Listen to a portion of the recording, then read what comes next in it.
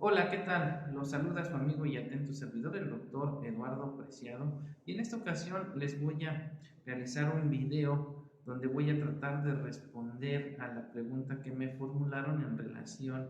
a cuál es el medio de impugnación o recurso con que cuenta la víctima o ofendido para combatir las omisiones por parte del Ministerio Público durante la fase de investigación inicial en relación a dictar medidas de protección en favor de la víctima o ofendido, sobre todo tratándose de delitos relacionados con la violencia familiar. Y para ello debo poner en contexto, en este caso, en primera instancia, ya que la persona que me contacta refiere que incluso ya combatió esas omisiones ante el juez de control a través del recurso innominado previsto por el artículo 258 del Código Nacional de Procedimientos Penales. Sin embargo, el juez de control pues no le dio la razón, ya que refiere el juez de control que en su momento, para que ella pudiera obligar al Ministerio Público a dictar este tipo de medidas, ya se debió haber judicializado la carpeta y en su momento el órgano jurisdiccional pudiera confirmar, modificar, revocar o dictar esas medidas de protección, pero ya como medidas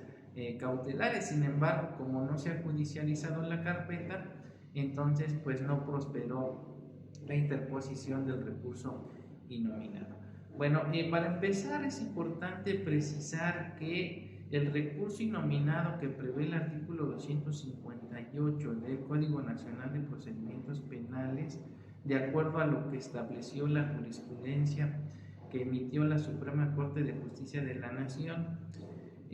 van encaminados sobre todo a combatir las omisiones que se traducen en una paralización de lo que es la investigación. Luego entonces este tipo de omisiones de ninguna forma encuadran en alguno de los supuestos que prevé el artículo 258 del Código Nacional de Procedimientos Penales para ser recurrido a través del referido recurso innominado. Consecuentemente, el único medio de defensa con que cuenta la víctima o ofendido para combatir este tipo de omisiones por parte de la autoridad ministerial, desde luego, es el amparo indirecto. Y al efecto sirve de medio de ilustración la tesis aislada con número de registro digital 2023-367 de la 11ª época, proveniente del Tribunal Colegiado en Materia Penal del 11º Circuito y que lleva por rubro el siguiente: medidas de protección en favor de víctimas ofendidos del delito previstas en el artículo 137 del Código Nacional de Procedimientos Penales contra la omisión del Ministerio Público que las decretó de aplicarlas en forma efectiva. Es innecesario agotar el recurso establecido en el artículo 258 del mismo ordenamiento previamente a la promoción del juicio de amparo indirecto, y donde se resalta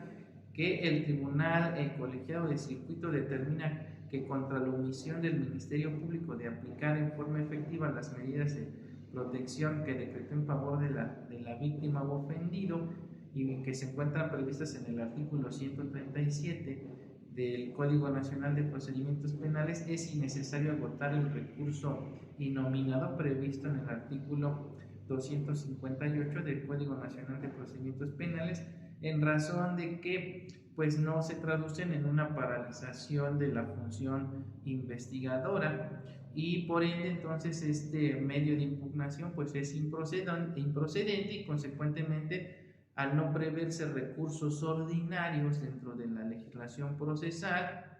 en materia penal, pues no se está obligado a agotar el principio de definitividad y se puede acudir de forma directa a promover el juicio de amparo indirecto. Robustece lo anterior la tesis aislada con número de registro digital 2018-957, es de la 10ª época y proviene del cuarto Tribunal Colegiado del 15º Circuito.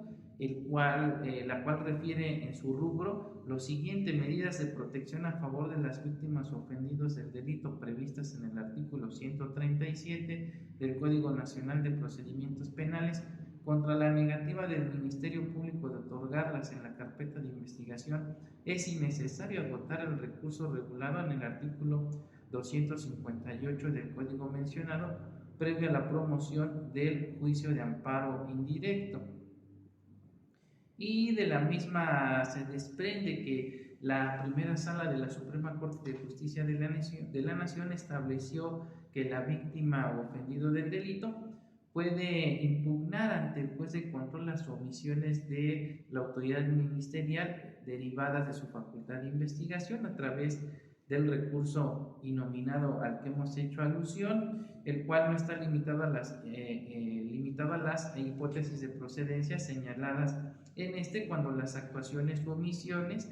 tengan por efecto paralizar, suspender o terminar una investigación. No obstante, dicho criterio es inaplicable al caso concreto porque, como lo comentamos, dichas omisiones no se materializan en una paralización o suspensión o terminación de la investigación. Consecuentemente, el único medio de defensa con que cuenta en este caso la víctima ofendida es el amparo indirecto, sin necesidad de agotar el principio de definitividad. Ahora, finalmente, me gustaría resaltar que en caso de que impugnes dichas omisiones a través de la vía idónea, que es el amparo indirecto, puedes solicitar la suspensión con efectos restitutorios, es decir, solicitarle al juez de control al juez de distrito que al momento que conceda la suspensión del acto reclamado,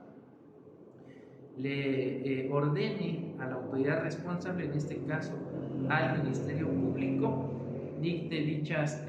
medidas. Y al efecto sirve como medio de ilustración la tesis aislada con número de registro digital 20.153.70 de la 10ª época, proveniente del segundo tribunal colegiado del segundo circuito con residencia en Ciudad Nezahualcóyotl, Estado de México, y que lleva por rubro el siguiente: suspensión provisional con efectos restitutorios. Procede concederla en el amparo promovido contra la abstención del Ministerio Público de aplicar las medidas de protección previstas en el numeral 137 del Código Nacional de Procedimientos Penales. Entonces, en conclusión,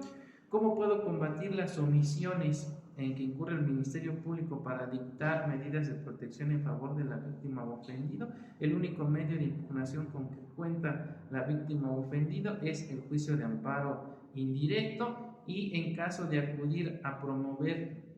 la demanda ante el juez de distrito, al momento de solicitar la suspensión del acto reclamado, puedo hacerlo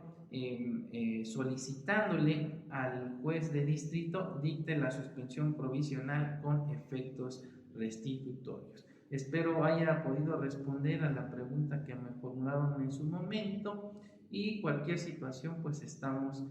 en contacto a través de mis diversas redes sociales. Hasta pronto.